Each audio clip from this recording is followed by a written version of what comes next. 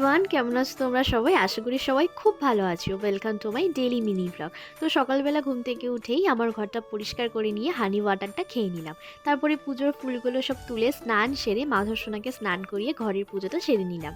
দেন আমার স্টুডেন্টগুলো সব পড়তে চলে এসেছিলো, তো ওদেরকেই বসে পড়াচ্ছিলাম। পড়ানো কমপ্লিট করে আমি এখানে বসে পড়েছিলাম লাঞ্চ করতে। আর আজকের দুপুরের লাঞ্চটা আমি আর কৌশিক দুজনে একসাথেই করেছিলাম। তারপরে সন্ধ্যাবেলা দুজনে একটু বেরিয়ে পড়েছিলাম। সামনেই যেহেতু একটা জায়গায় ঘুরতে যাবো, তো তার জন্য টুকটাক কিছু শপিং করতে। আমরা যেখানে এসেছিলাম সেটা হচ্ছে রিশার বিশাল মলে। তো এখানে কটা টি শার্ট দেখছিলাম আর এই ওয়ান পিসটা ট্রায়াল করেছিলাম, বাট সেরকম কিছুই খুব একটা পছন্দ হচ্ছিল না।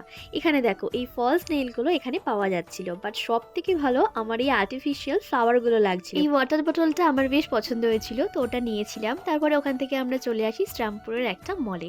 তো ওখানে এই ড্রেসটা আমি ট্রায়াল করেছিলাম, কেমন লাগছিল কমেন্টে জানিও। দেন শপিং কমপ্লিট করে দুজনে একটু মোমো খেয়েছিলাম। তো চলো আজকের মতো টাটা।